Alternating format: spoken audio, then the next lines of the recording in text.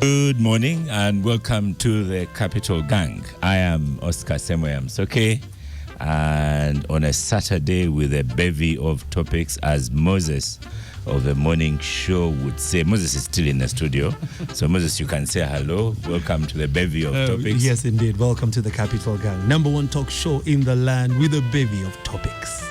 Why did you need to change your voice? You know, as I was coming on the road toll, and the guy says, Oscar Semoyam-Soke. So I said, but Honorable Semuja, I don't know where your constituency ends. Again, Old Kira Road. You can come with all that excitement. That's Kampala. Mm-hmm. Old Kira Road. I'm going to ask because I have bad road, so yeah, each time you find one, you think it is Kira. No. Kira Road is in a real sorry mess. Cars are going slowly. And then now there's a complete contradiction. At the top of Kira Road, there are traffic lights. So there's total disorder at the bottom and then absolute order at the top with the traffic lights. Yeah, because our the MPs. I don't know how contractors, MPs don't fix roads. What do you do? You mean, Oscar, you don't know what the MPs do? What's the roads. difference between you and your relatives in Nigeria? We know you are the MP. We want that road fixed. End of story. Yeah. Then you will not elect a president and a cabinet. Anyway, I should tell the listeners that we have not delayed to start the show. We're waiting for Honorable Semuju to renew his ID. He was supervised by the ED herself, Madame Rosemary Kisembo. You're most welcome to the Capital Gang, Madam. Thank you, sir. Thank you very much for the opportunity. You're going to bring that technical side to the microphone as well and be a little bit louder. Sure, can you hear me now? Still. Thank you. Yeah.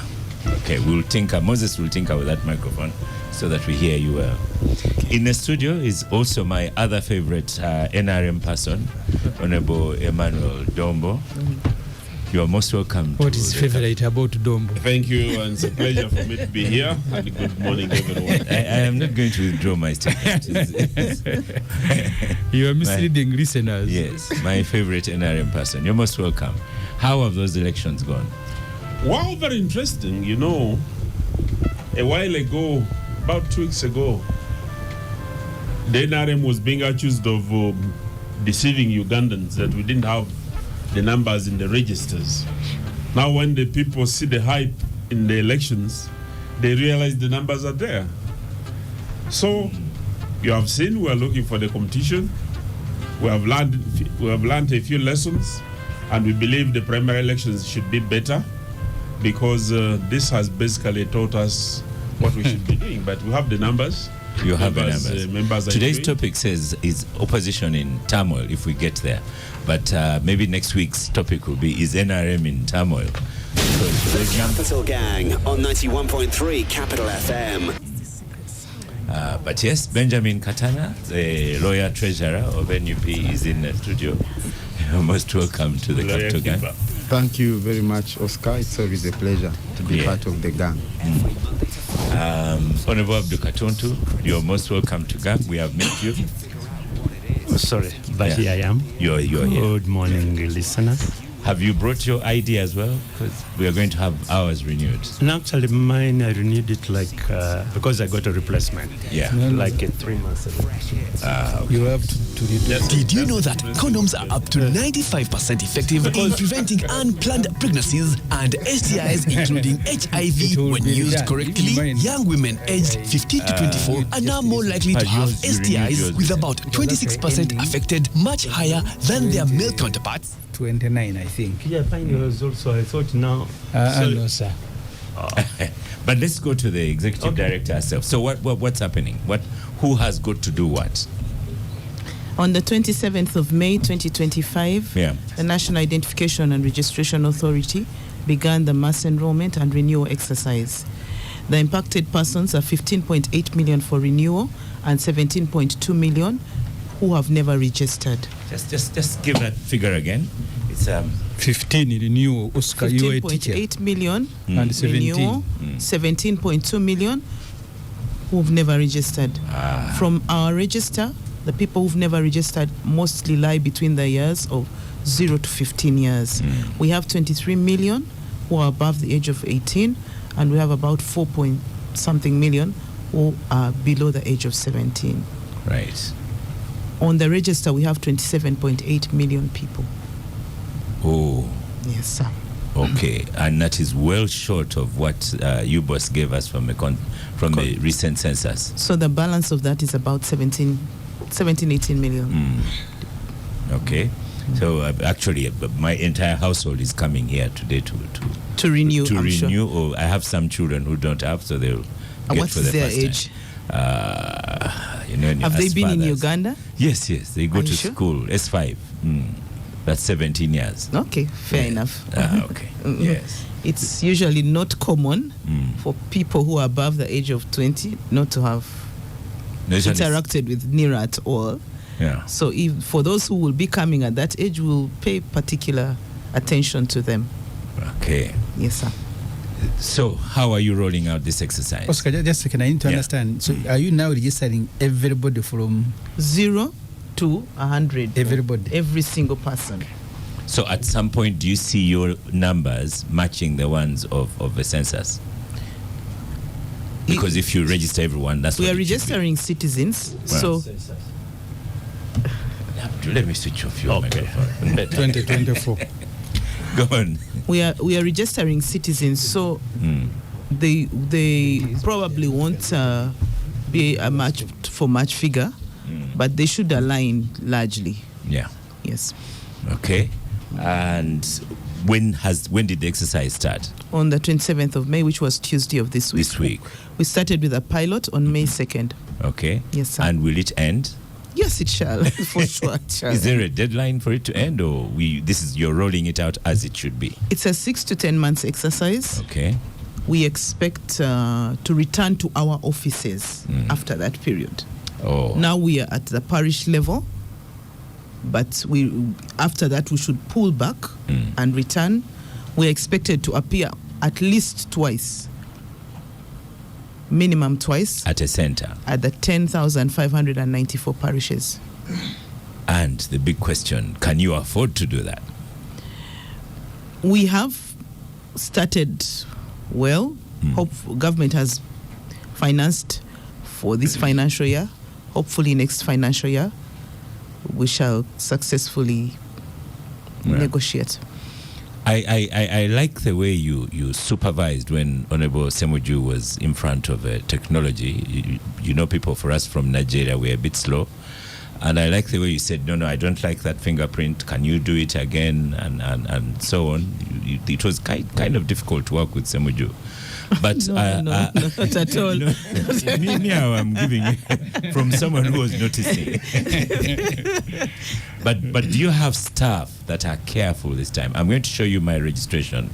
When I registered, I gave my name on the form, and the person who entered it on your computer gave me another name. So I've had struggles with passport, with banks, with affidavits. This time round, are your people careful to register correct names?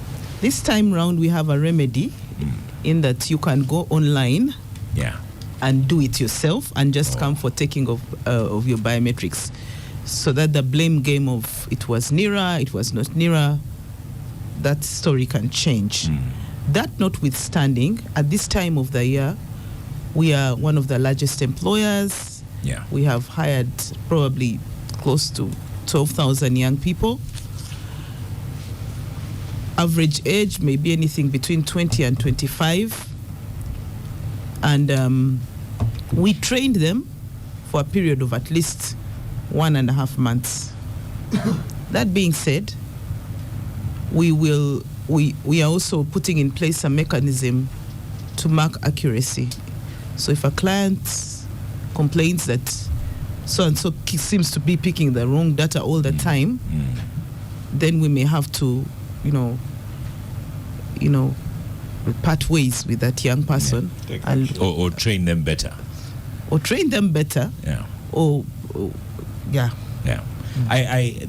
manager, our manager on Entebbe Road, I forget her surname, Afande Margaret, she's very helpful Namganga.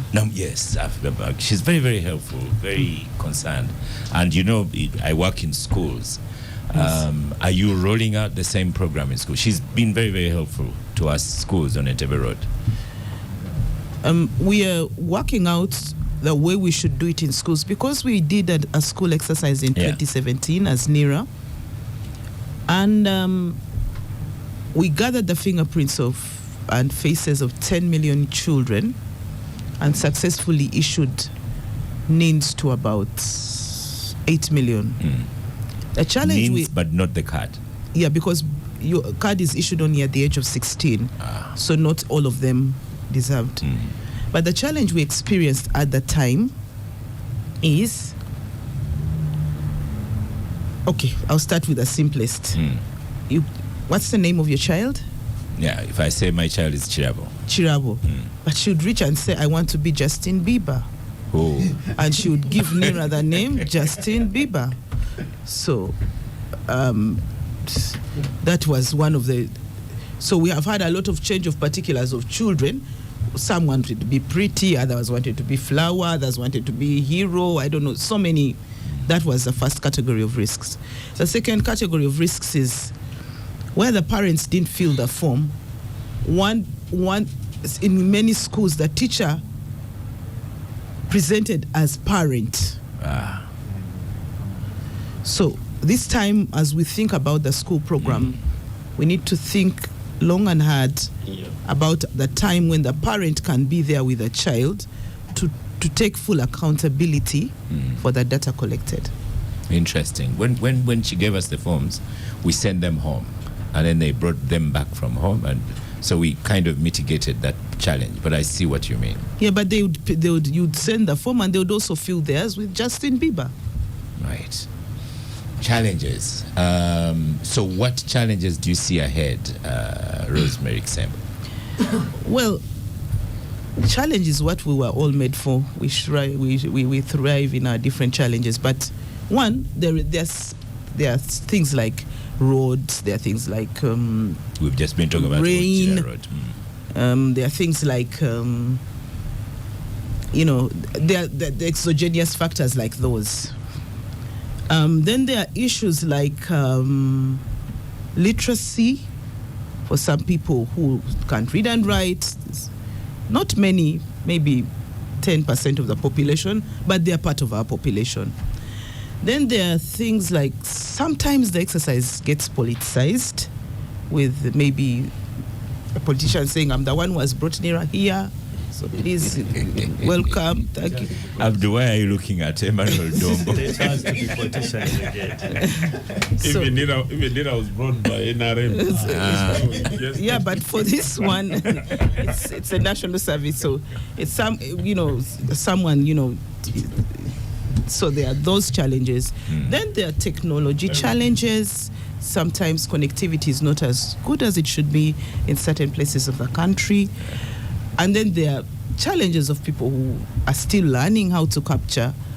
But by and large, in the first week we have gathered 500,000 people have renewed, and we've captured about the new registrations have been slow because of something we realized a bit late. So that's it. Yeah. 500,000, I guess, not so bad with an exercise that's just started. Yeah. Honorable Dombo, you nearly set off for Soroti. How do you think that exercise will go ahead in Soroti? Well, as I came in this morning, I just got Captain Mike Mukula in his convoy driving Soroti. I believe he's going to have a very interesting exercise, given that he's the vice chairman of Eastern Uganda. This is a campaign period. He's going to interact with his people. But also, so in campaign period, he's going to get people's IDs registered. No, he can only make an he can advocacy. He can only do advocacy. But I know whenever the leaders of the national resistance movement get an opportunity, they use it to promote themselves, but also promote government activities. So I believe Honorable Mike Mukula and the other leaders who will be there should use that as an opportunity to promote this exercise of mass enrollment, but also to tell the people about other programs which the NRM government has done, and also make their own promises what they will do if they ever get re-elected. That's what politicians and politics is for. Abdu, in Butende, is there a connection to begin with, or you are going to be Madame Kisembo's problem? No, there's connection. But I told you that a couple of months ago, I had lost my national ID and I got a replacement. I don't know whether I'm you the most right... likely got it at Parliament. No. I went through the whole process. But I don't know whether I'm not the right person to talk about this because it's me. But I have to congratulate them. They really handled the exercise so professionally and so on. They're very courteous. You know, we started in Kololo and so on. I went through the whole process. That's what I say. I don't know whether it's because of me, but I was so much impressed because I met many other people who were there. And, you know, you could see the lady coming, please next, and so on. And there was a lot of orderliness there. And even when time came to pick, I had to go to Nakasero. And I really thought it's one of these institutions like a URSB, which, and then these people with the driving permit, they've really improved. I must congratulate you.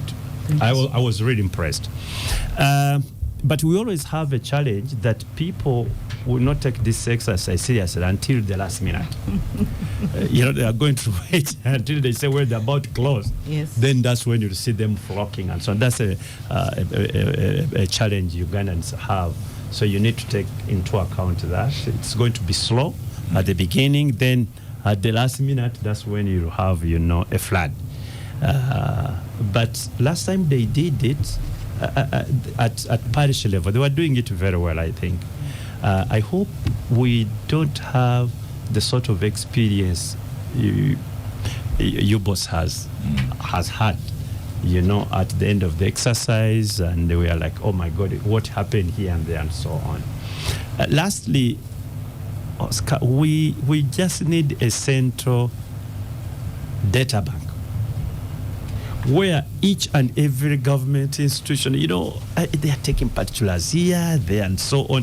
Why don't we have one central data bank where if government wants anything from me, it is there? But passport has its own, NERA has its own, then another institution. Really, you make us run over and over again. And you so want to on. register a party and look for signatures, you don't know where to prove them? Yeah, you see, there should be one place, a one-stop center where we all go and say, if you want anything about Abdu Katundu, here it is.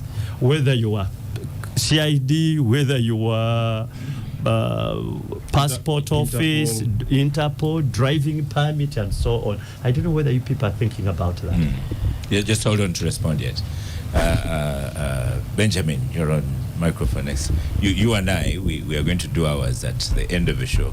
Gladly. Is yours like mine renew, or you are registering for the first time? No, mine is renewal as well.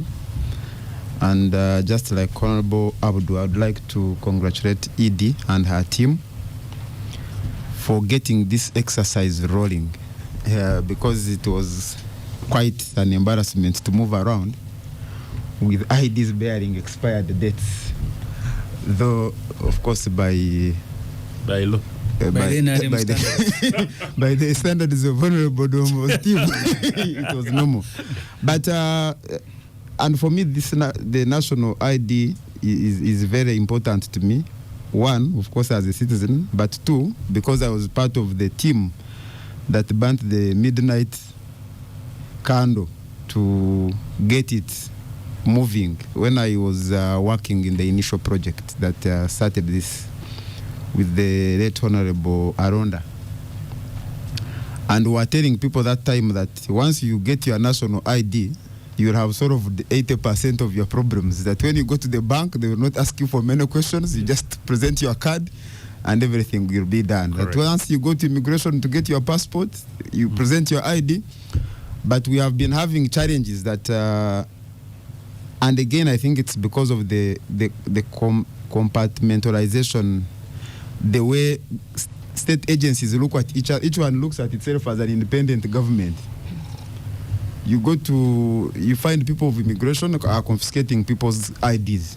They say it is our responsibility to verify citizenship. But how can you confiscate what you didn't issue? So I think it is very important. Yeah, I think it's very important that there's a lot of harmonization, and particularly in this exercise, even the money lenders take it as security. Yeah, in this exercise to focus so much on issues of citizenship. I mentioned that it's very dear to me because even when I was doing my master's thesis, I focused so much on these things because of the experience I had in the initial period. My thesis was on statelessness. So there are communities in Uganda that do not belong to Uganda, but don't belong to any other country. So I think these questions need to be answered so that when a person gets a national ID, they will know that indeed I have passed the test of citizenship, and I will not be asked so many questions relating to my citizenship when I go to any other office. The other aspect that maybe Madam Idi could address us on is the people in diaspora, Ugandans in diaspora. What is the arrangement for them to be able to get their national IDs renewed? We have citizens that are in prison. What is the arrangement for them? We have had challenges. So many people come to me with questions for advisory on these matters of IDs. Replacement has been a problem. The Honorable Katuntu got his done so fast because yes, but especially people and at Kororo there has been a lot of efficiency on many because of the birth certificate and the rest. But in the other stations, it is a very big problem. When people lose their IDs or they get damaged, then you go to Shema. For example, I come from Bushenyi. You go to Bushenyi district, then they tell you we are correcting your data, we have to send it to Kororo. Then it takes months and months and months, and people miss opportunities because when you have no national ID, there are so many things you cannot do. So I hope that in this exercise, we are going to see a lot of improved efficiency, not just at the center, but in the other stations across the country. The other aspect is, yes, replacement and corrections, like people who have errors on their names and then they want or dates of birth and things of that nature, to have it corrected. It also takes a toll, especially if you are not doing it from Kororo. The other aspect which has been mentioned, but maybe I would like to emphasize, is the aspect of the central data bank, that these biometrics we are taking, when, for example, they have collected fingerprints for a person who has committed a crime, it shouldn't be so hard to locate this person when you have collected the biometrics of every citizen. So we hope that there is going to be, and I believe there has been a lot of interlinkages with the CID, with the rest, so that we are able to eliminate these challenges of failing to trace people who have broken into people's homes, people's cars, and things of that nature. Yes. Good one. Fingerprints. Honorable Semuju, any challenges you envision in our village, Nigeria? I haven't interacted with the constituency on this exercise, because I usually pick a lot of information from the local administrators, the chairman LOCs, and councillors. So does that mean the awareness is still low? Because the exercise has just started. Okay. So I haven't interacted with them to give her feedback, but I will want Oscar to ask her to help those who are listening. When I went to change, it was actually change of name. The NIDA told me that there are things they were allowing people to change. A name you can, but you can't change your date of birth. So I will want her to explain in this exercise that you can change your date of birth. You cannot. They told me that you cannot change. But why would you wish to change your date of birth? No. On the ID, you may have made a mistake. Yeah. The recording of your date. You may have made a mistake, and you want. Now going to be very shocked. that dates of birth are changeable. So if someone made a mistake with the date of so if someone has made a mistake in the initial registration on the date of birth, what do they do? Because they told me that you can't change. For my name is okay, and they changed because I had made actually I didn't make a mistake. Nganda is my father, but Nganda is not appearing on any of my academic document. So going for nomination, I had to remove Nganda, but I have used it all through.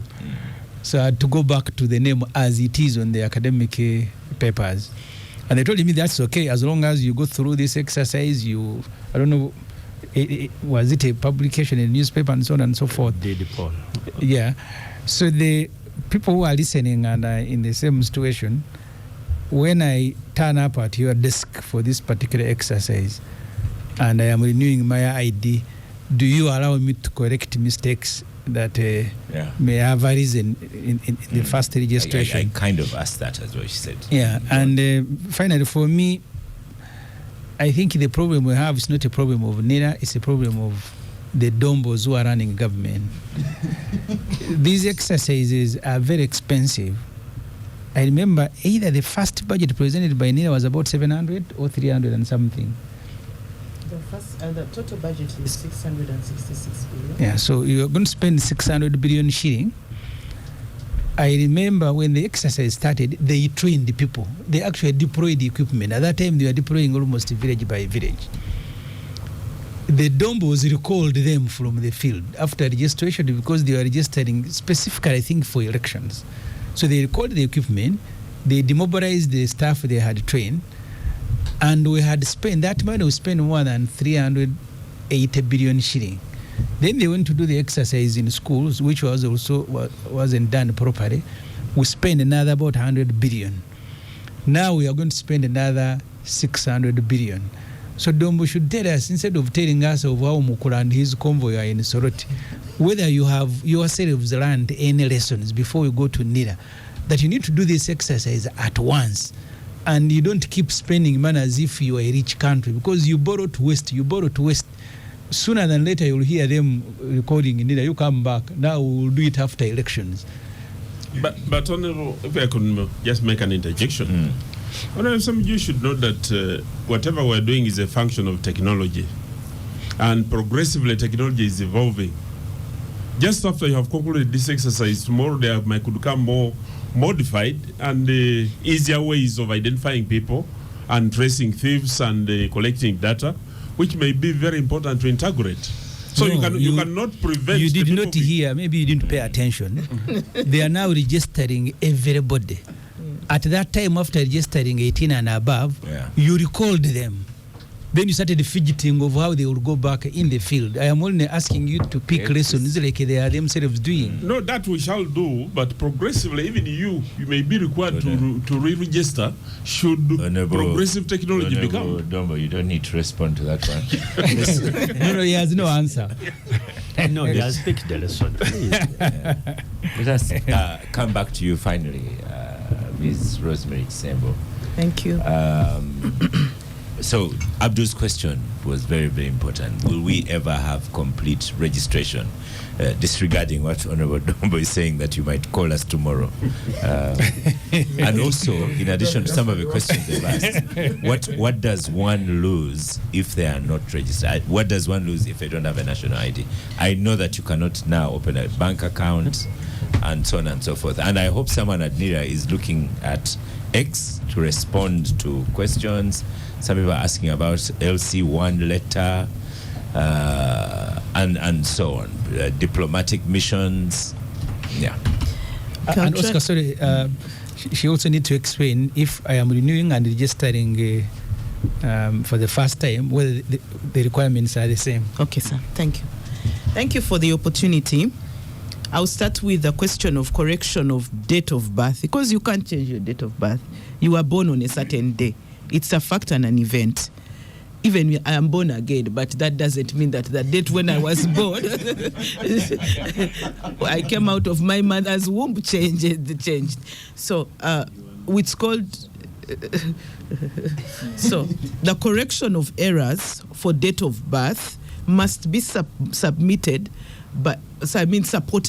by documentation that is historic. And I'll give you an example. He's talked about his academic documents. We looked at his academic documents and realized that, yes, previously he referred to himself as Semuju. Yes. Now, someone comes to tell you, they come with a S4 certificate reading 1995.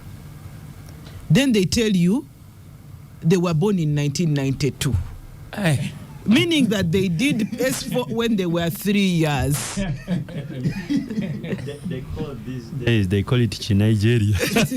So you are consistently dealing with that sort of adulteration of information. So we ask, it's not that you cannot correct your date of birth, but we will ask you to bring documents as close as possible to the date when you were born.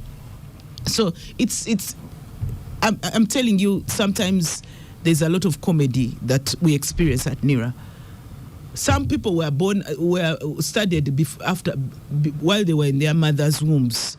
So when NSSF said you can get things at 45 years, everybody now became 45. Even the 33 were trying to become 45. When they said that the elderly can get at 80, even the 60-year-olds wanted to become 80.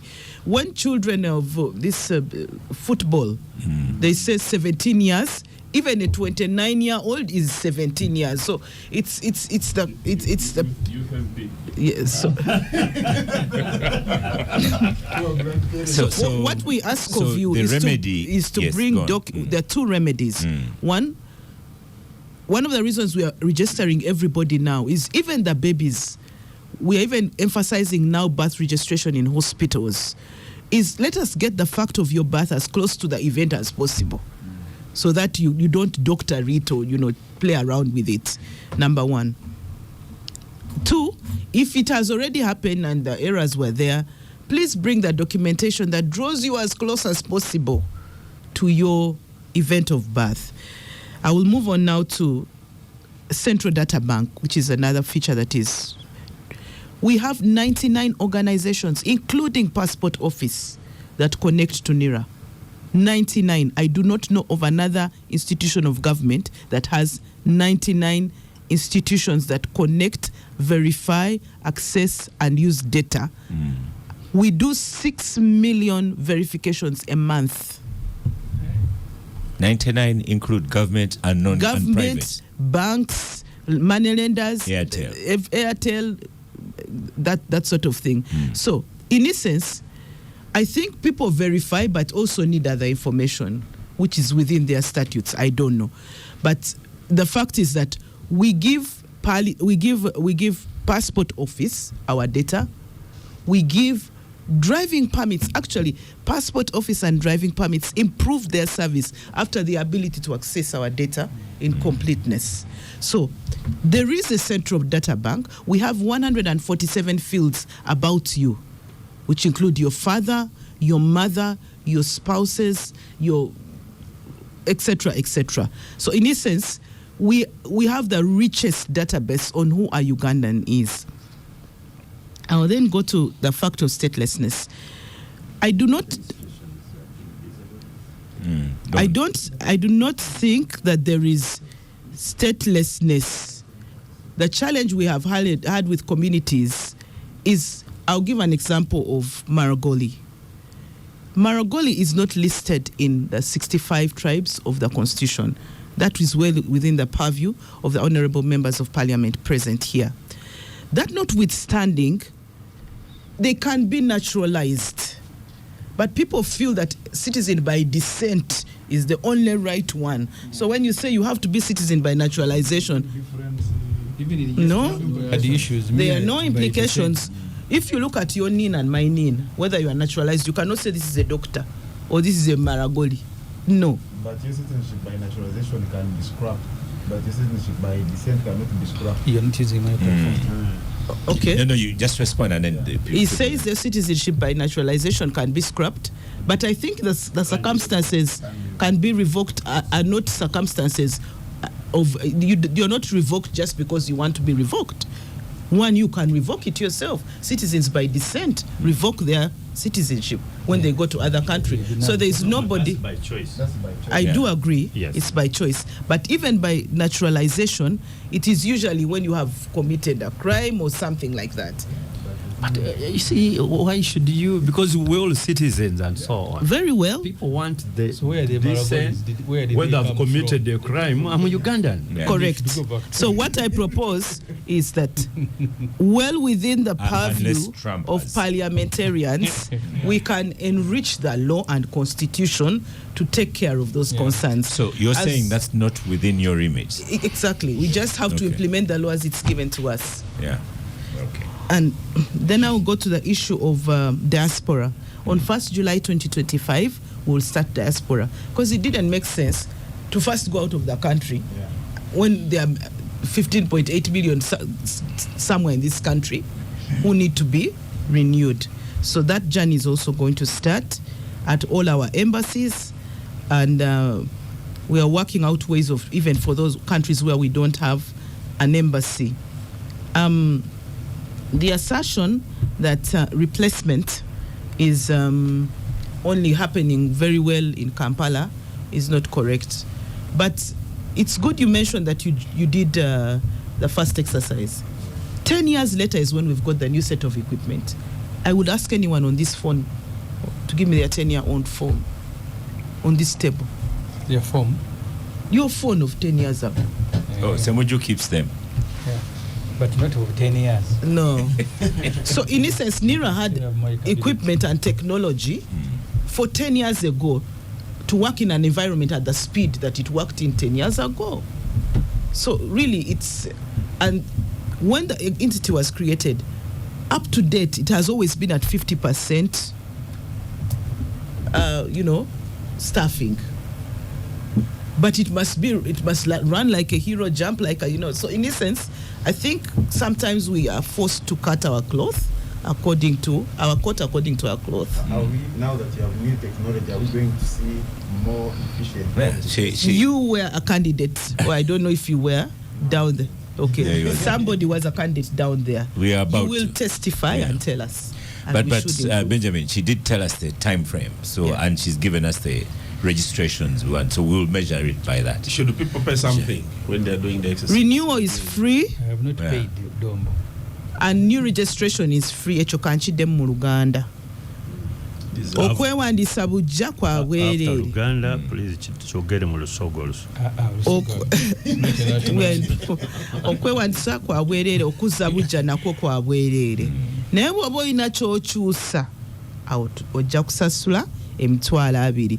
Naye ekyokyusa bwe kibanga ensobi yali yaffe. If the error was for NIRA, you do not pay anything in keeping with the law. If Continue you didn't pay anything, no. Oscar Goli wabiri. For the people in prison, we have been working with Luzuria Prison for the last 2 years, I think. There was something that happened in the last election where we were compelled by a court order to ensure that everybody in prison needs to be registered, and we've been ensuring that happens. We started with the biggest prisons in Kampala and have made progress to that end. We shall also deploy during this exercise for the people in prison. I think I have fairly. So finally, what is benefits? Your what are the benefits of the ID? Yeah. Well, i.e., what do you lose if you don't have NI? And you've already said you have 99 I will start from the global organizations. Level. Sustainable Development Goal 16.9 requires every person to have a legal identity. In Uganda, we're at 61-62%, depending on the census results. But there is a 39% that must be captured in keeping with the international conventions to which we are party. Secondly, someone mentioned statelessness. Nobody needs to be stateless. But an ID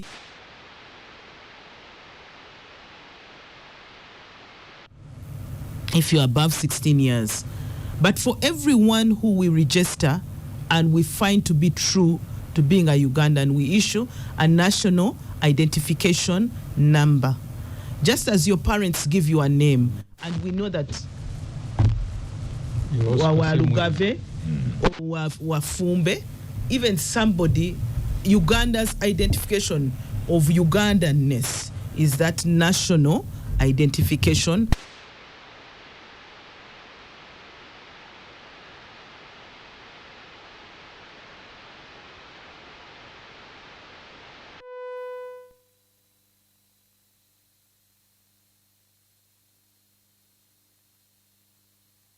One of the reasons that we were removed from the FATFA, that area of laundering, is because it is now easier to identify a person in Uganda. So national identification number is the same across all sectors. So it has assisted to a great extent know your customer. You are not able to change, or Kwebula today you are something, then tomorrow you are something else. Just before you finish off, there are some funny messages coming through. Yes, please. Susan says, my son and I plan to set off my renewal exercise. Our local leaders communicated that due to fewer machines, they will for now start with political leaders. How prepared? Wow. How prepared are they for this? You know. Then Joseph tells you here that the pre-registration portal is not functional. I will do it. I will do it here before I leave. Then another one tells you, why should national IDs expire? Okay, so give us a final word. I asked her for fresh registration, because for me the requirement was the ID. There's not for fresh registration. What do I come with? You come with an ID of your parent, if they are alive, or your grandparent. The Constitution talks about 6 people who are critical for your citizenship: your mother's mother, your mother's father, your father's father, your father's mother, your judges, those 4, and your parents. So any descendant of those 4 people can help identify you if they have a name. So my daughter is coming with a passport. No. You come because we've identified 60% of Ugandans.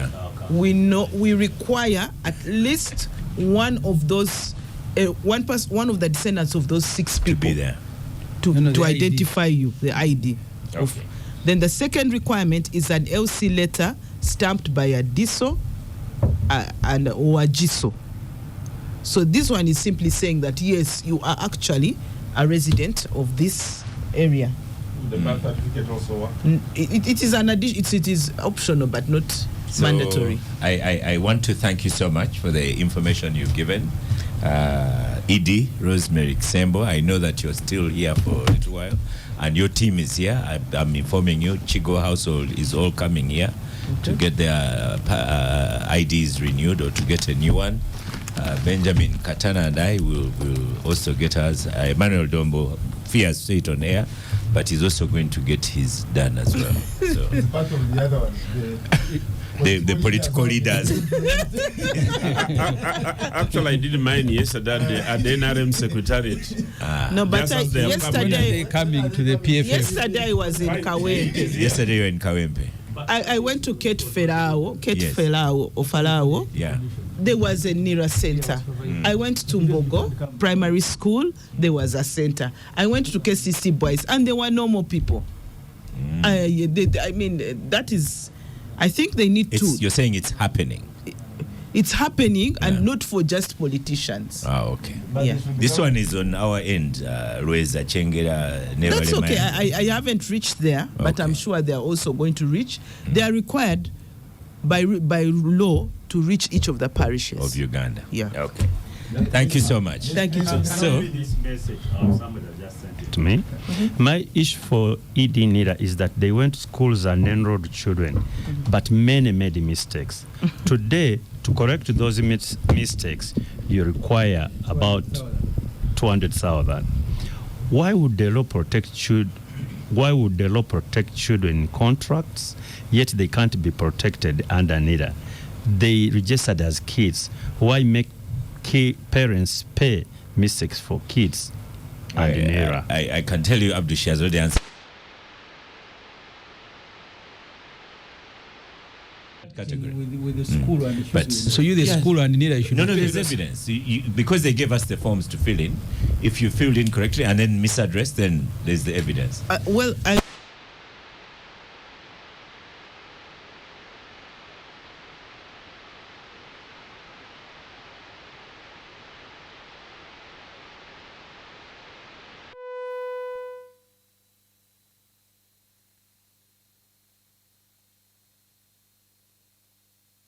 It's reckless to say that because the children made mistakes, they should be let off. I think children should be taught who their ancestry is.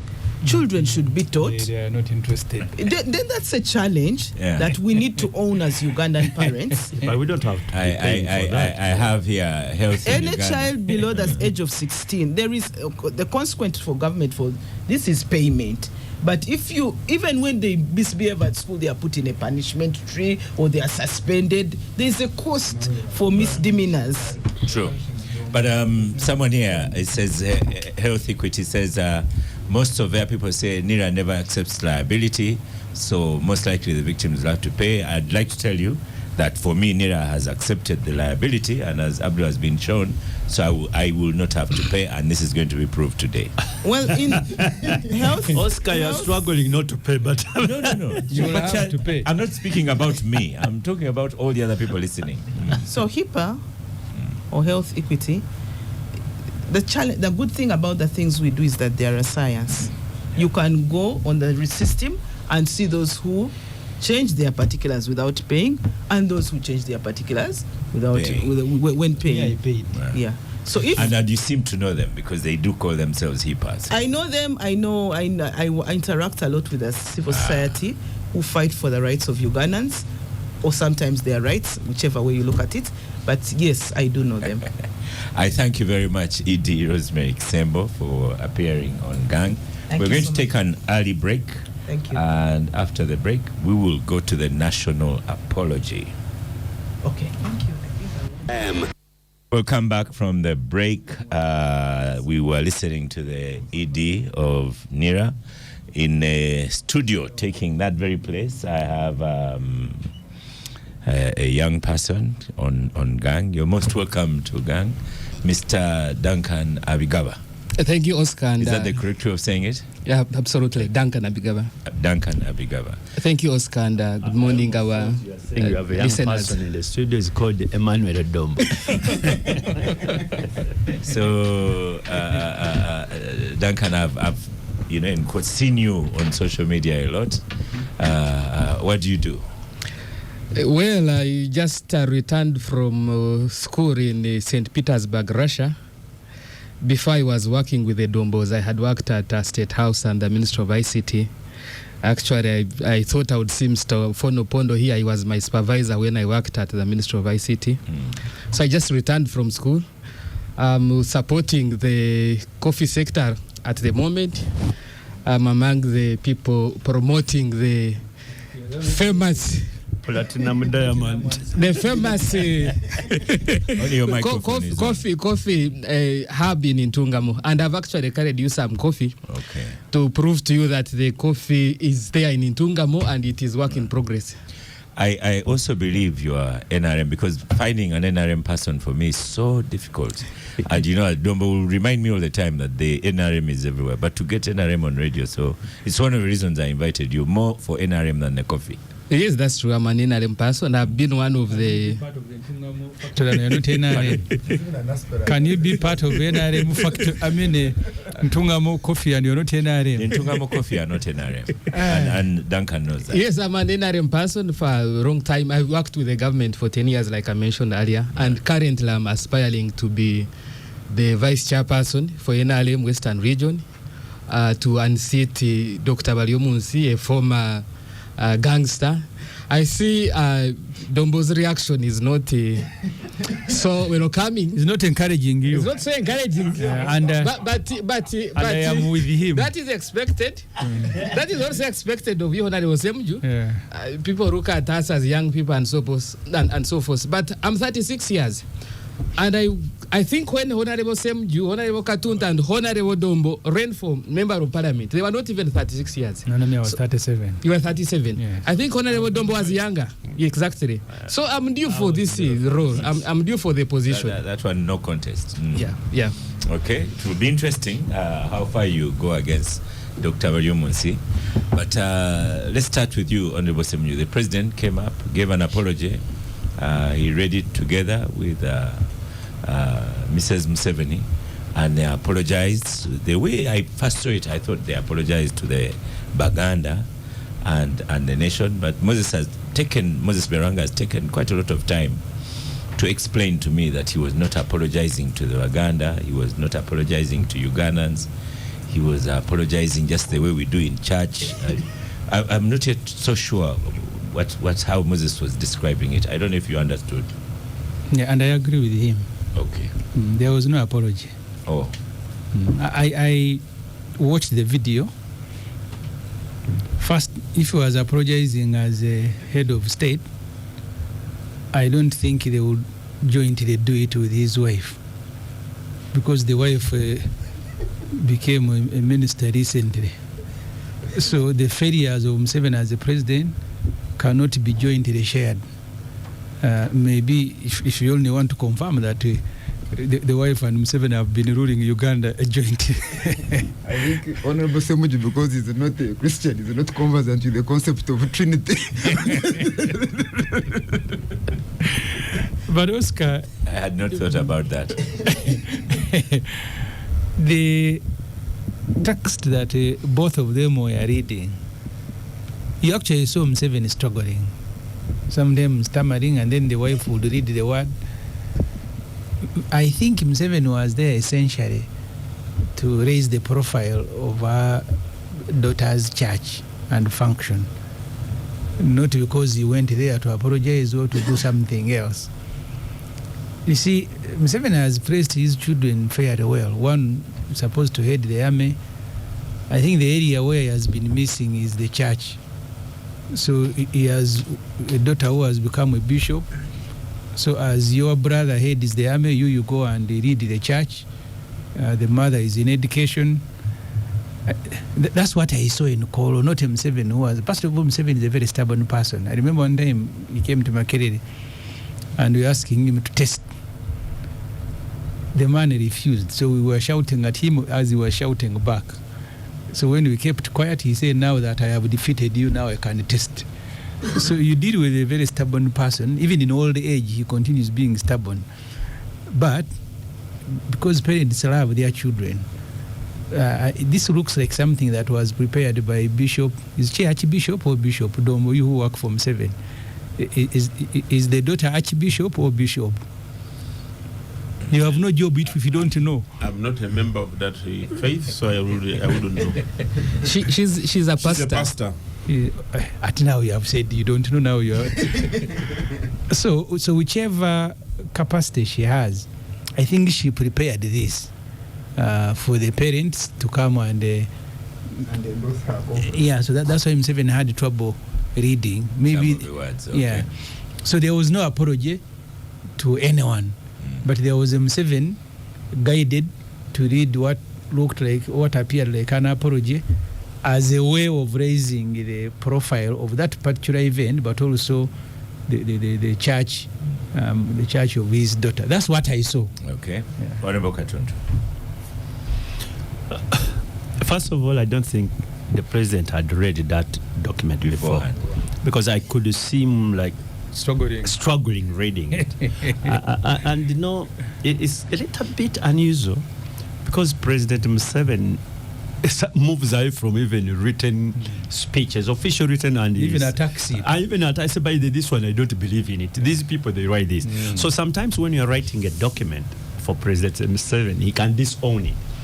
This particular one, there was no opportunity to disown much as he could have disagreed with the content of it, but he was given the document read. However, because I watched him read the text, but I also watched when he was speaking off cuff. There were two different things. When he was talking about, why they have not allowed, you call them chaplains in the army barracks and so on. They're actually there. He banned it. He told me he said that this is just absolute. He used some word, what? They were not value addition, so we couldn't allow and so on. He went actually on the offensive, and that is the typical President M7, because he what he believes in, he says it. This one, you could see, and no, there was no emotion in him. He was so flat. You need to look at his face, and somebody just ambushed him, gave him, and then he read it. So whatever was in that statement, I think it was more about the author than the people, than President Museveni who read it. And remember, these are born again.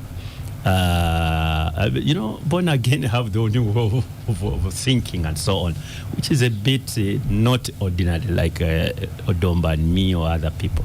But about confessions and apologies, Semuju knows this. For us, our face, we call it tauba. Yeah. Tauba is an English word where patents. Yeah, patents. You have to do it and so on. And I think the one who wrote the author of that document, that's what he had he or she had in mind. So you think the author wanted to apologize to the Baganda? Whatever content was there, that's what the author had in mind. Nice. Benjamin Katana, you have brought even the idea of Trinity, and Semuju has taken it further, saying that even conquer the religion. Yeah. And it's very accurate. Really? First of all, you there are many dimensions to it. One is that when he's speaking to when you look at the whole idea, that church has been conducting regional, I don't know if they are called conventions. Yeah, this is what Moses told me. Regional missions across the country. But these missions, and in these missions, the parents, like Christians do, while in prayer, ask God to forgive them their sins. And they are close to ecumenical. Only that I have not seen the Muslims participating, but you see the Anglican bishops are involved. So you ask yourself if this church of the daughter is part of the Anglican establishment. But when they're advertising pastors, they advertise the bishops of the Anglican church. So I believe it is largely another avenue of extending the patronage network. And the Pentecostal church now is quite a big constituency. And so when he speaks to them in that sense, he's also scoring some political points. But I also want to agree that I don't think this was a mere Karipa moment. In Runyankore, the Catholics say, that you accept, I'm a sinner, you accept your sins, but repentance, but when, that's what you're saying, the mere Karipa. But when you are confessing your sins, for example, if you are to, what sins has you committed against the Baganda now? And there has been a debate about the many young people, political prisoners that are in jail, many young people that have been tortured and are recovering. If you are coming to make a confession, he should have gone ahead to order for the release of all political prisoners at Kororo. That would have been evidence to show that indeed he has reached his poor moment. His Damascus point had come. But I don't think this was it. But two is that Museveni might be a leader, might be a general, might be many things, but he's also a human being. In the sense that human beings, and someone has mentioned that normally he drifts away from the script, but when it is the children that are involved, your children, and especially you are an 80-year-old person, you tend to please them more than you want to even do what you think is the right thing. especially when you have children that are bickering over your estate. Before you die. And you must keep them guessing as to the air is. Sometimes on the smallest of things you want to make concessions and let them get away with whatever they want to get away with. When there is an avenger. Well, yeah. But also the other thing that I have observed about him is that many times for him he's not bothered. He's not bothered by what people who don't support him think about him. He's bothered by what people who support him think about him. So for people who don't support him, he can easily rubbish it. I say that is, these are disoriented, they are blah, blah, blah. But there is a constituency that he always wants to present himself as a man on a mission, as a man that is doing good things, but who is being let down by the Emmanuel Dombos here and the rest. And so when he even attempts to speak in that direction, he's trying to project an image to his supporters that he's a humble human being. He's even not taking responsibility for his mistakes, but for the mistakes of his people like Emmanuel Domba and Duncan and the rest.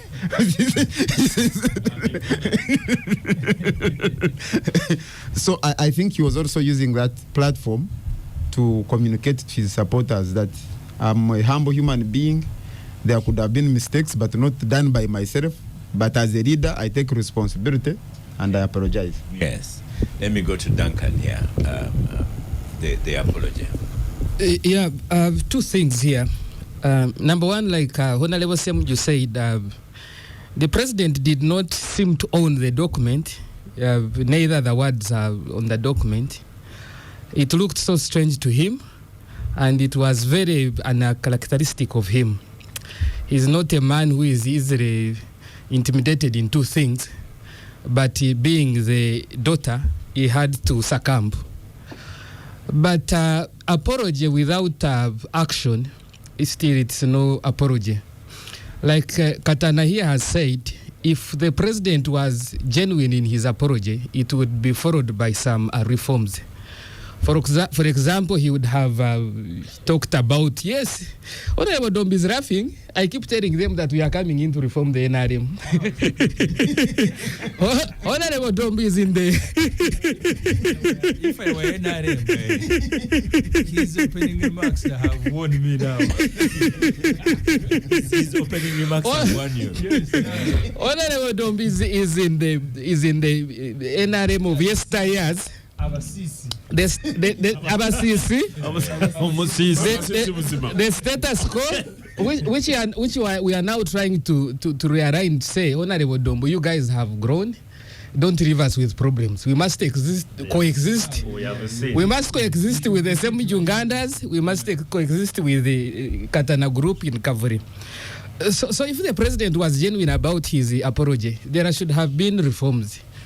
He would have talked about, because the issue, he said we apologize to Uganda. There are all these questions about Ed Mutwe and others. People call them political prisoners. He would have made a comment on those and other emerging issues that are causing problems in the central region. But he would have talked about this JAT that people keep talking about, that is the one committing some of these crimes and so forth. Made some changes in command and things, but the apology was not backed by any action, so it was just passing wind.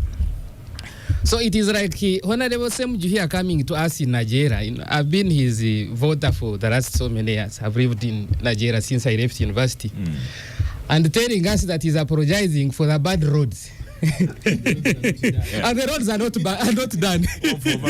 Overstaying. He hasn't yet overstayed per se. But coming to us in Chira, and he says that he apologizes for the bad roads, and there is not even an inch of the road that is done. It is as good as you know, not saying anything. Oh, not when I'm with you. Exactly. So number two, there's something that Katana has hinted on, you know, and Honorable Dombo, the Avenger thing. One of the... Are you PLU? No, I'm not PLU, okay, for the record. But you can see there are some bit of conflict. He hosted one of the actors recently. One of the person's contenders says, some people are in the basement running Runyankore. The other now organizes a function where he says, we apologize for putting you in the basement. So there is that angle to it.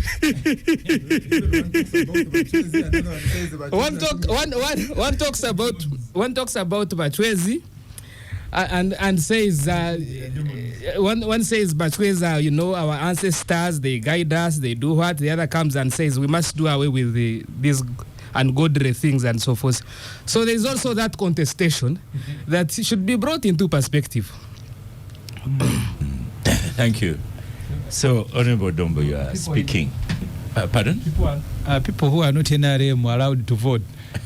In the election? Yeah, because I want to give him my vote against Walio Munsi. That he can become his supervisor.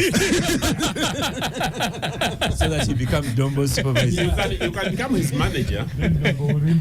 Oscar. But now he's a young man, but he has said a few things. I saw some priests responding in that manner, saying that if you this, you said you know about the Catholic Church. When you go to confession and you apologize, you mention the crime, and some priests have said that, and yet this apology was lacking in what exactly for. First of all, I know President Museveni is not a Catholic, so issues of faith are doctrinal. I've never seen so many eyes on Emmanuel Dombo. And looking at you and silent. And the issues are doctrinal. So what the priests said, I read part of what Father Msala said, but I said with President Museveni, why do people confide in priests when they go to confess and they do it privately? Because that's a doctrinal issue. It is done in the Catholic Church. Yet, in the many faiths, maybe point of information. Just a moment. In the many faiths, let the man. In many faiths, people go before God. In the Anglican Church, we do it in the open. You give testimony in the open. But they call it okwetisa.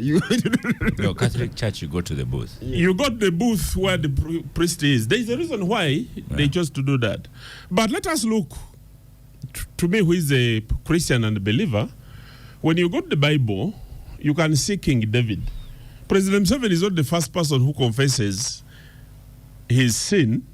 And by the way, I haven't met President Museveni to have a discussion with him, to have a depth understanding of why and how it came to this. But reading a copy of what he read before the church, reading what President Museveni read before the church, you see that he did it on his own behalf as a person. He did it on behalf of his family. He did it on behalf of the people he governs with, and on behalf of the country that he leads.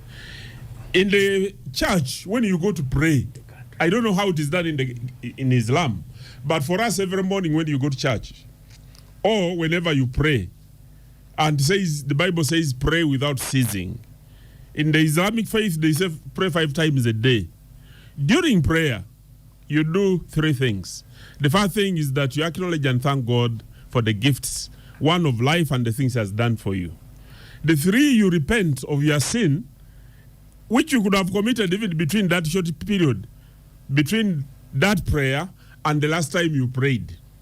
Then thirdly, you pray so that God can offer you more blessings and gifts. So to me, I know that President Museveni was doing the ritual that we do every day when we go to church. But because he's a president of Uganda, because he's a president of Uganda, he has to elevate this to a higher height, and he demonstrates by being an example to the rest of the people. Just a few days ago, President Museveni was meeting the family of Commander Eregu, who commanded UPA, and really almost he killed many UPDF or NRA soldiers. He met the family of Tito Okello and all those people he fought with when he was in the bush.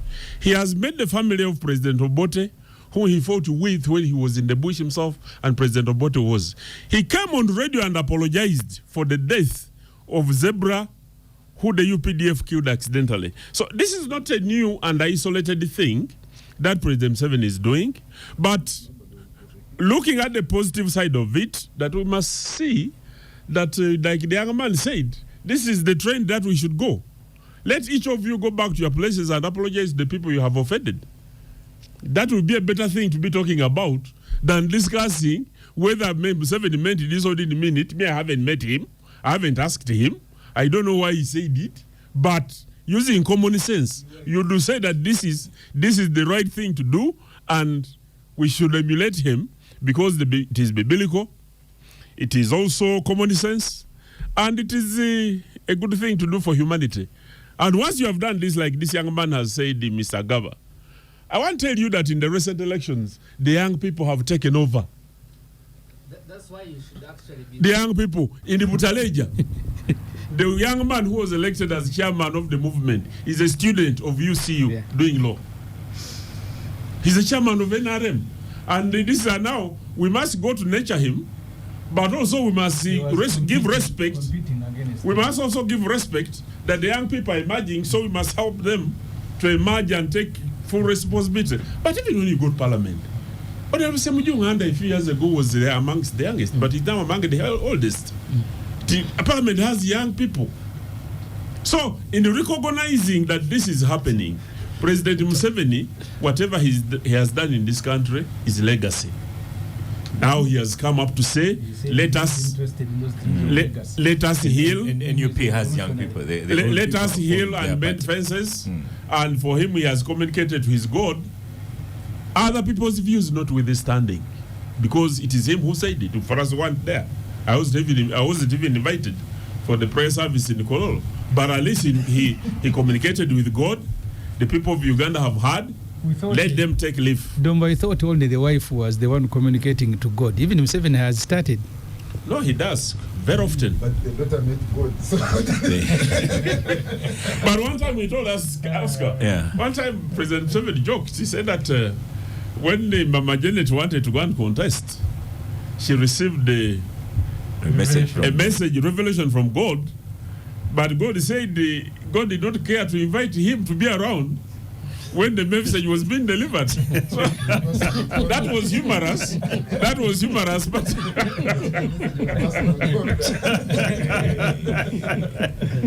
Honorable Katun, to have final word on this one. Well, I think we are reading too much. To me, the way I see things, it was more about the author of that message. And the author of that message, the author of the confession, if you may call it so, had a message, and that message is out there. How we interpret it will remain to everybody's sense of judgment. In my honest view and well-considered opinion, it had nothing to do with President Museveni. So just a conveyor. So before we go for the break, let's start on some legalese and political. Honorable Nalukola, thrown out of Parliament. Honorable Katuntu, did you expect that? You see, in a court of law, there is no draw. There is always a winner. And elections are such that sometimes we may make one or two silly mistakes which may be interpreted by court as what we call electoral offense. And anybody can jump on that electoral offense because you just need only one action and one electoral offense. And the elections are nullified. So, did I expect that? If evidence was there. I am only surprised how fast it came. The quality of the judgment itself is not that one to talk about anyway, though. Because to me, if it is this sort of contentious election and which has attracted a lot of public attention, the judge should have been so much thorough in analyzing the evidence before him so that anybody reading that judgment would come to a conclusion. But he seems to have nullified the judgment on two grounds. the election on two grounds. If I've read the summary of the judgment, I've not read the entire judgment. One, that there was a disenfranchisement of 16,604. However, when you look at the facts, how did it arise, which I think he did not go into. One, the Electoral Commission nullified those partial elections because, one, there had been more votes than sometimes even the registered voters on those particular polling stations. There was evidence of bulk staffing and so on. So that alone, and one party who was the petitioner was the one to get it over that, but then he jumped on it. It's a little bit contradictory. To me, he would have gone into the detail. What happened? How did this arise? Which he doesn't go into in detail. Then the other one was about the electoral fence. I think that the Honorable campaign. Campaign on the day. On the day. At a school. At a school. I'm not so sure whether that is an electoral fence or it's a breach of the regulations and so on. But anyway, whatever said, technically you can throw out a member of parliament because the law is on your side, but does it change the political fortunes of anybody in that particular constituency? And to me, I thought people would be working towards, okay, there's an election in the next 1 year. How do we rearrange ourselves? Or you anger the voter such that at the next election, they are ready to come up and say, by the way, this is our choice and so on. What I also think, finally, before I get off the microphone, is that, one, there is not going to be a by-election because they have issued already a notice of appeal. By the time you dispose of that appeal, I can see would be within the 6 months within which you cannot hold an election. And if I were a strategist of any political player in that place, I would be looking for 2026. Let's stop for a quick break and we'll discuss it further after the break. We'll come back from that very quick break. We have yet another lawyer in the studio who is also NUP treasurer. Same question as I asked Abdul. Were you surprised by the judgment? Thank you. I think Abdul has pretty much broken down the whole thing. Like he mentioned, when a matter is before court, it can take either way. So surprised or not surprised is a hard question to answer. But what has created a lot of debate about this particular case is the context. The context beginning from the manner in which the elections were conducted, the polling day, what transpired, and I'm glad he talked about the defranchisement and what occasioned it. Because at those particular polling stations, even the exercise of tallying was disrupted by gangs which were led by 2 ministers, guarded by police. So the question has been, how can you, because now the affected person in this judgment is Narukora and the people of Kawempe North, the victims, again, are also victimized by court. So that cannot be justice. And I think that is... we call it double jeopardy. Double jeopardy. Have been punished twice.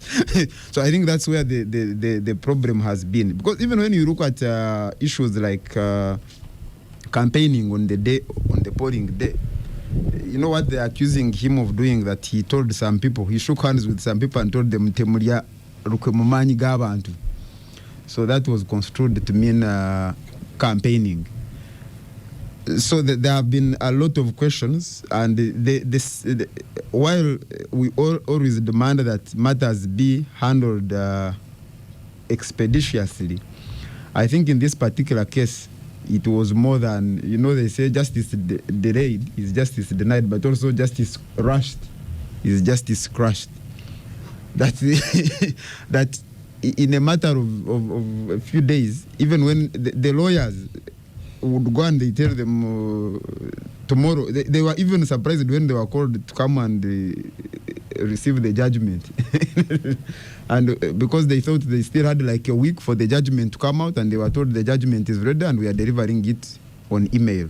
That's what I heard from the lawyers. So there are so many questions relating to what transpired. And the question, like has been mentioned, and many people have been asking that, why is Narcola?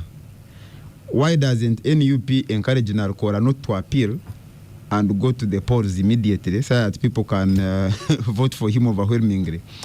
But we all know what transpired in that by-election. We know how many people were injured. We know how many people went to jail. We know how much money was spent on that exercise, both by the Electoral Commission and the parties.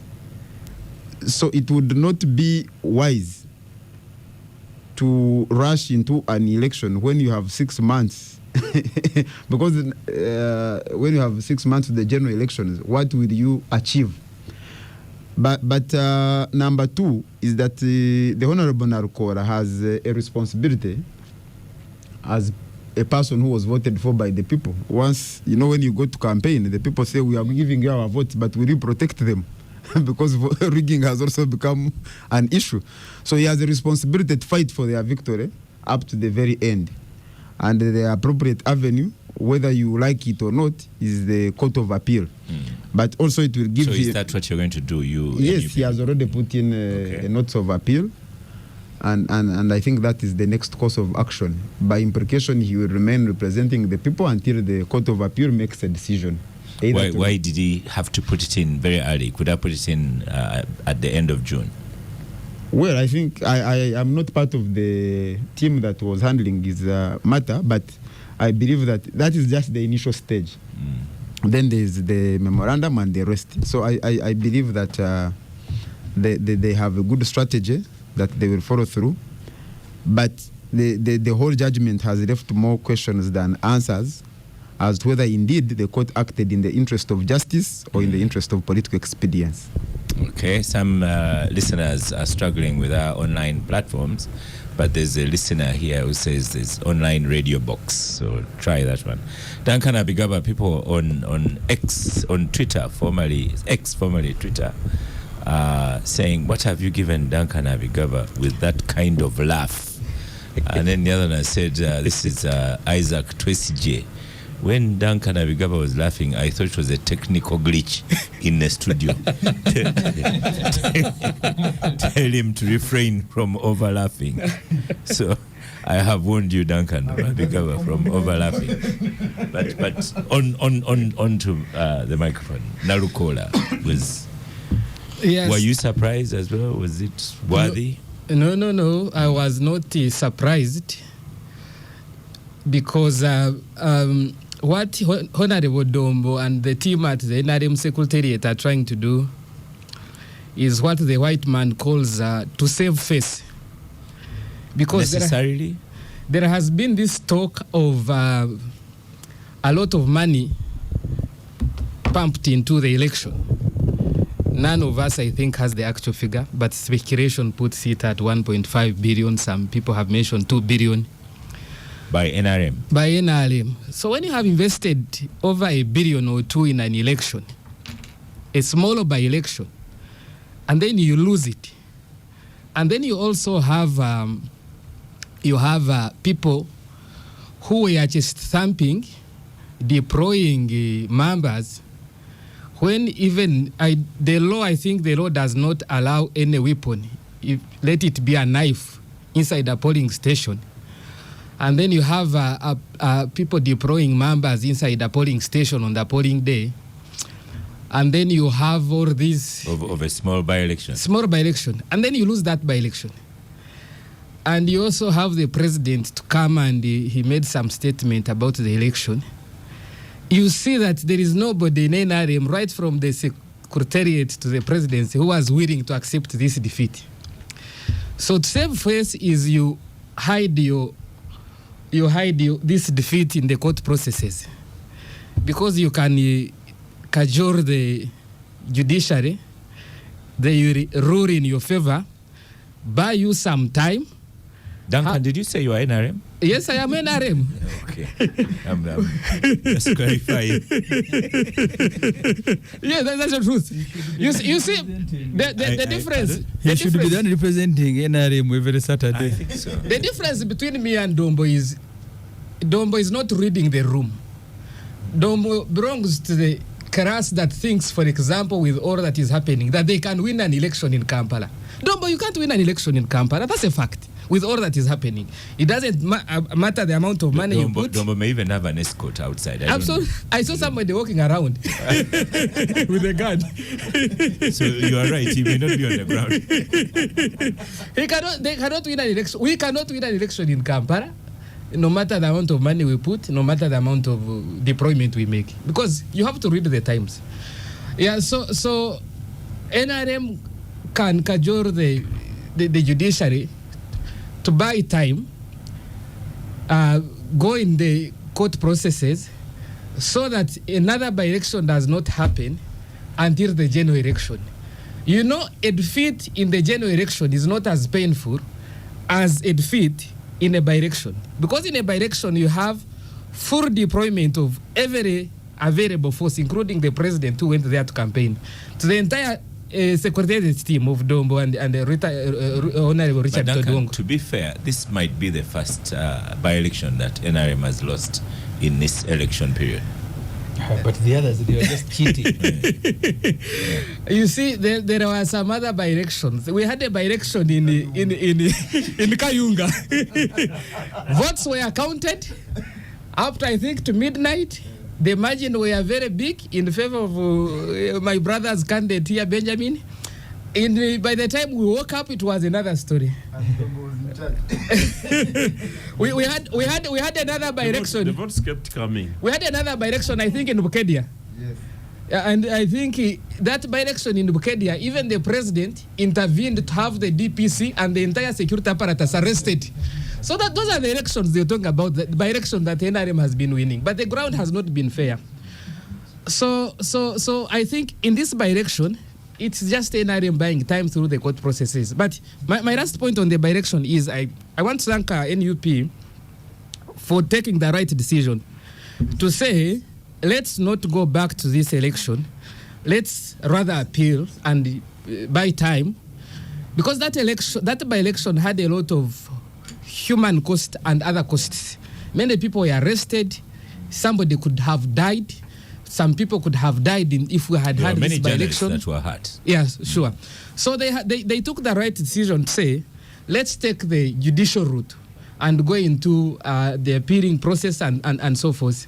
This by-election in Kawempe, I think, was as difficult as the by-election we had when I was a child in high school.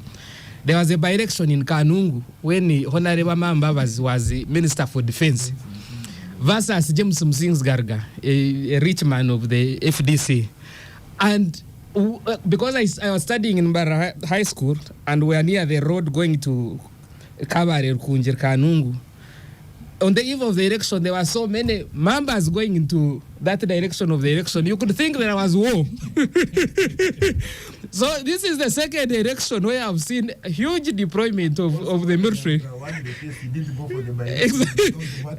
Exactly. This is the second by-election after the Mambas versus James Garuga, where I've seen a war zone in a parliamentary election. So I think NUP took the right decision not to go back into the election, but to go to court. Honorable Dombo,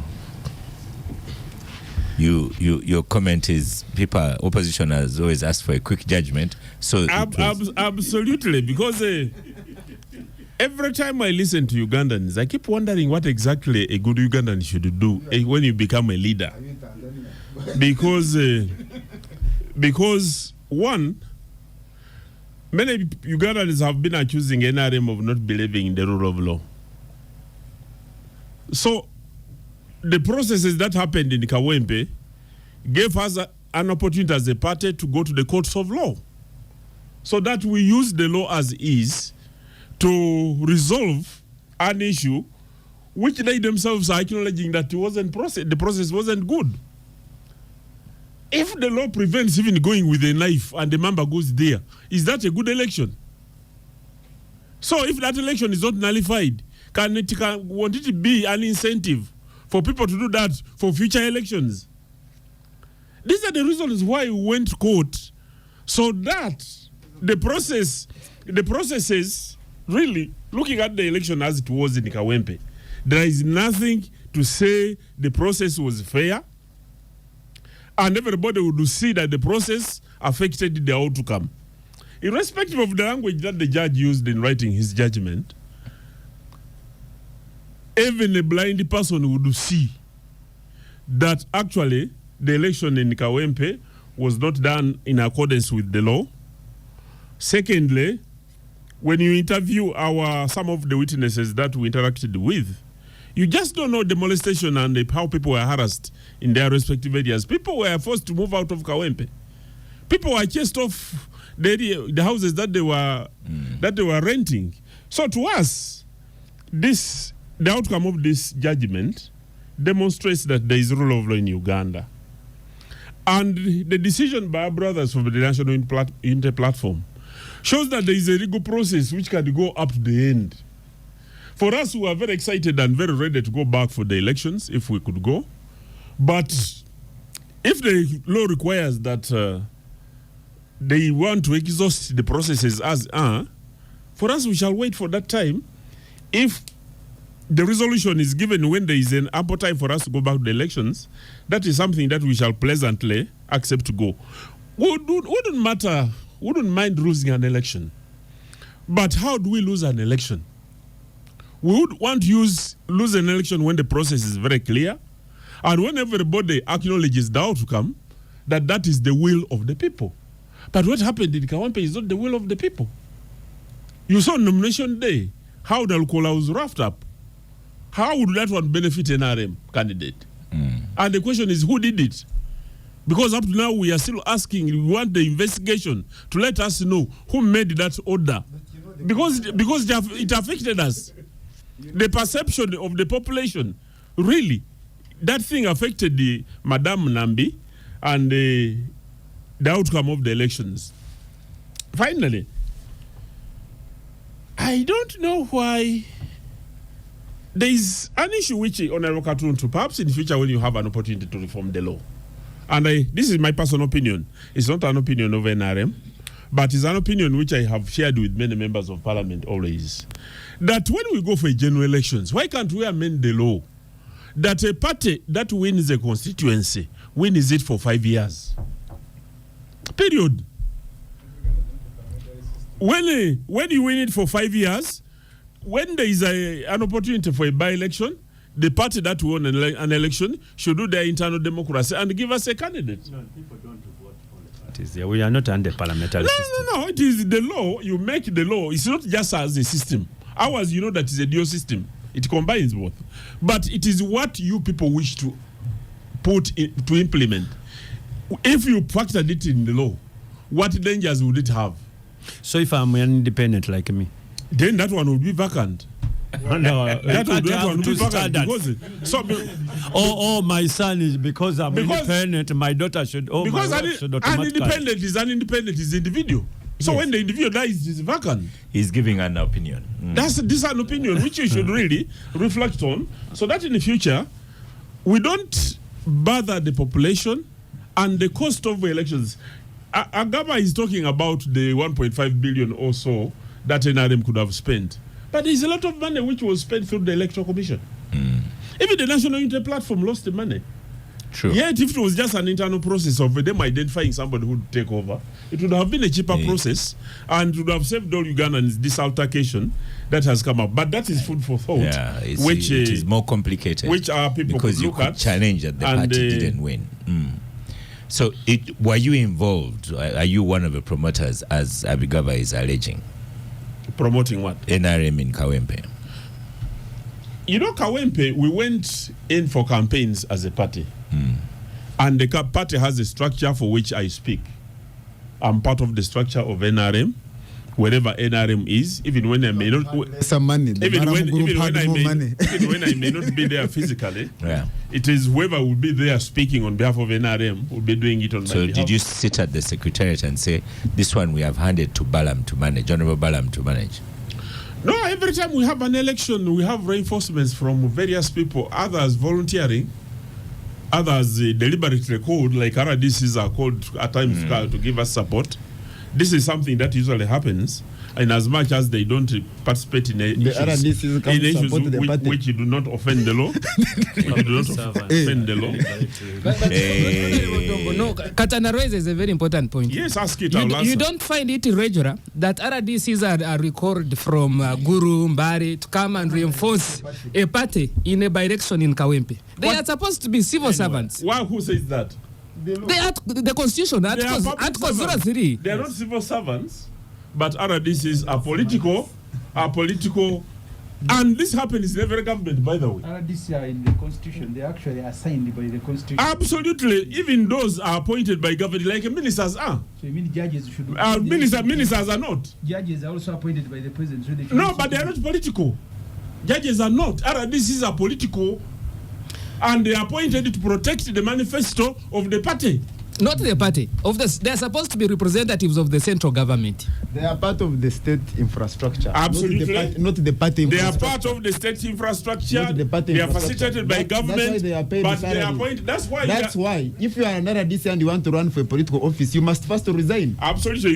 You cannot say that they are political appointees like cabinet ministers. They don't resign. Let me tell you. Even judges are appointed by the president. Let me tell you. You cannot call them to represent the party.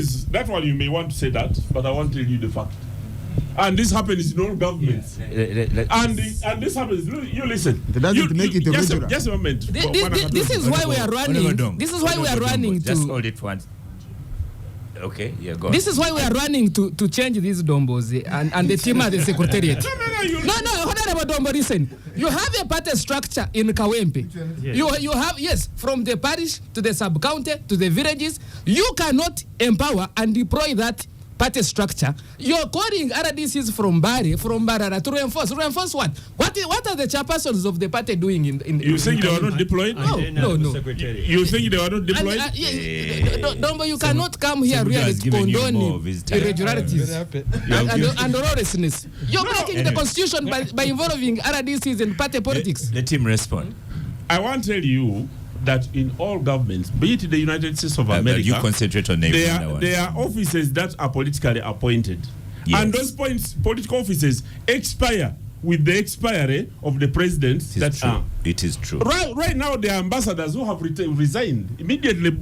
President Joe Biden, they are public officers, but they do political work. You are sidestepping the question, Honorable Dombo. The question is, those public people, why should they be involved in an electoral campaign for a party? No, that's a deployment. You know, RDCs are deployed in their respective districts to manage security. Can I? Just a moment. Let me give the answer first. I just want to know whether that's the official position. No, let me give the answer. Is this the official position you want to go on record? Answer, yes. Ask. I'm asking, is this what you are saying? It is the official position. Yes. What I'm telling you is what happens. Answer the question. Is this the official position? I've answered for him, yes. Say you are the spokesperson. Is this the official position? From the party, yes. Absolutely.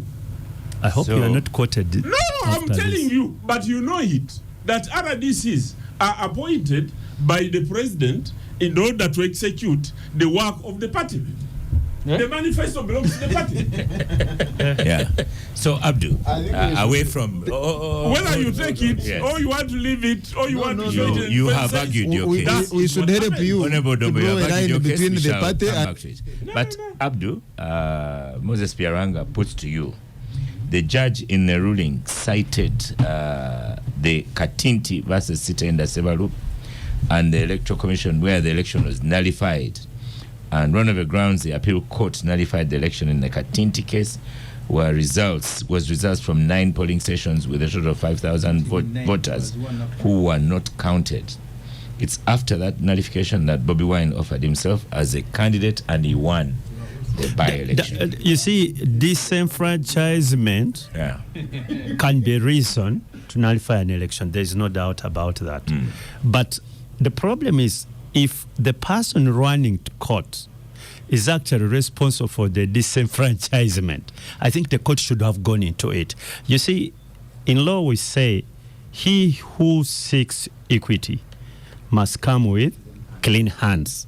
And the court should have been in a position to interrogate. And I was listening to my brother Emmanuel Dombo here, and I was feeling very, very sad to say, yes, Nalukola was beaten. We want to know why did they beat Nalukola? The members were there. Why did they take the members there? The victim is actually now responsible for the judgment. I mean, this level of impunity, it doesn't make sense at all. There is a victim, and you are responsible for what happened. And then you go and say, by the way, these things happened, which you did. So let this victim again suffer again. To me, if I were seated like a justice who is trying to mete out justice, there are things I would have interrogated. Not that I have an opinion here and there, but I would have interrogated those particular issues. Because you see, and everybody tells you that the elections in Kawempe were not free and fair. Correct. Who was responsible for this? Was it Nalukola? Who benefited from it? Is it Nalukola? Who intended to benefit from it? Was it Nalukola? In any case, is it isolated that it happened in Kawempe, but it does not happen in other constituencies? And there is a litany. I was the first person to win a by-election under the NRM government in 2007. I know what it means to win a by-election. Even that against long ago. National Resistance Movement. I know. I was a victim. I know what I went through. Moses Peranga is telling you, I went through. Dombo, RDCs are not supposed to be deployed in by-elections. That's your... No. You know why I was asking Dombo that question? Is this the official position? And the Honorable Emmanuel Dombo said it, that is the official position from of government and the party. Not government, he said from the party. That's the official position. And I'm telling you, at some point, Dombo's statement will be very useful. That is the party position, that's the official position. So, Honorable Semuju, in conclusion, we need to conclude this show. We deploy RDCs here. I think the context of this judgment, either Abdu or Katana mentioned it. Museveni is even in the meetings of NRM, leave alone coming to posture to the public. But even in internal meetings of NRM, Museveni was telling NRM people that we were cheated in Kawempe. In meetings, he says we were cheated. He started calling military people because they had assigned military people per electoral area. Not NRM chairperson, RDC, but military people under Damulira and Major Kutesa. So in his meetings, he was calling Captain Dombo, what happened in Kalerwe. Then they would brief him. Now he's before NRM meeting, said, I'm investigating. And his motivation that he communicated in those meetings of NRM was that if they don't address Kawempe, people will stop seeking NRM sponsorship around Kampala here. So his motivation is that a defeat like the one of Kawempe coming in those circumstances will actually, as the aspiring NRM vice chairman has said, and rightly so, will make NRM people believe that here you cannot win, which is a fact. So Museveni wants people to seek NRM sponsorship even in areas where they will not win. And they do so because they know the state will intervene. So the state intervened in Kawempe, brought Mamba, beat up people, beat up journalists, but NRM remained weak. So that's what Museveni is trying to address strategically. So the Dombos, and I sympathize with the Dombo because he was my commissioner in Parliament, one of the most intelligent MPs, at least during his time. For him to be arguing like a baram, I think Museveni is a very bad man. Like a job, Dombo's job should be given to Baram. Baram is a minister of Uganda. Yeah, but you see, Dombo in Parliament as an MP was fantastic. they should give him another job that doesn't bring him to argue the way he's arguing it. This job is good for Balaam Dombo, because how Dombo on earth can you say that Narukola was beaten on nomination and therefore his victory should be nullified? Have you heard what Dombo said? That Narukola was beaten on nomination, therefore his victory should be nullified. Really? You come. He's sitting in but that's what you have said. So therefore, Oscar, soon to be, yes, okay. Last sentence. So the when these facts are presented before any judge, that judge must be very courageous now to consider the context under which the evidence is brought, because that evidence on any other day would be used to identify an election. Yeah. But this particular one, where the person who has come to the court is the one who was responsible for it, I don't know if we have had a case like that Abdu before, that someone who goes to cheat an election and you fail and then you go to court and they say, I was not successful in cheating. Can you nullify? Thank you. I'm waking up to this. Duncan Arigaba, one sentence, conclusion, and your laugh is catching social media.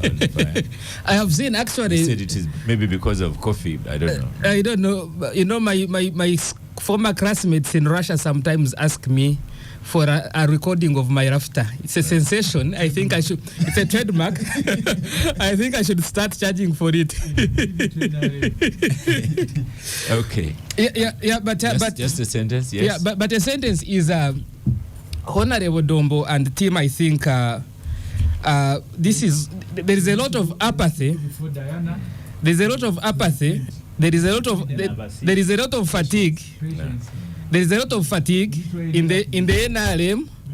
This is why Honorable Dombo comes here to justify deployment of the state apparatus, people who are supposed to be part of the state, the RDCs, in internal NRM processes, because Honorable Dombo and the team have made sure that the party becomes completely dysfunctional. Thank you. So we are coming in to make sure that we revive the party structures and Benjamin so forth. Katana, one sentence. Yeah, so I think this discussion summarizes the challenge that we are dealing with as a nation, that the NRM has been around for a long time and has crossed the line. There's no line between the party and the state. So when they look at the judges, they look at the soldiers, they look at the policemen and the other civil servants, they see an extension of the political machinery of the NRM. And that's part of why we are dealing with the problems that we are dealing with, that the state institutions cannot function properly because they are politicized. Honorable Dombo, one sentence.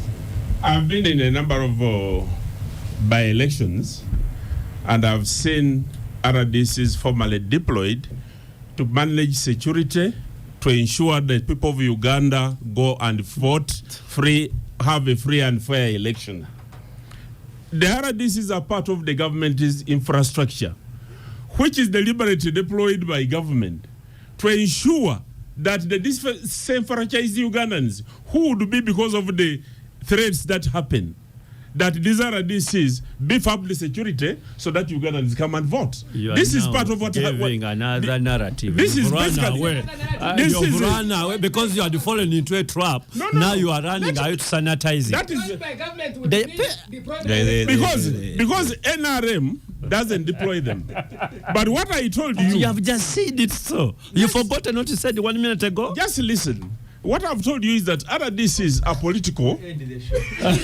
RDCs are political, and they are appointed deliberately and deployed to protect, to ensure that the manifesto of the party is fulfilled.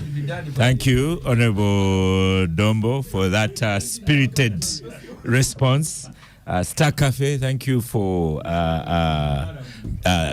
energizing gang. Duncan Abigaba has gifts that he wants to give very quickly. The Ntungamo Coffee Hub. What is it called? Inspire Africa Coffee.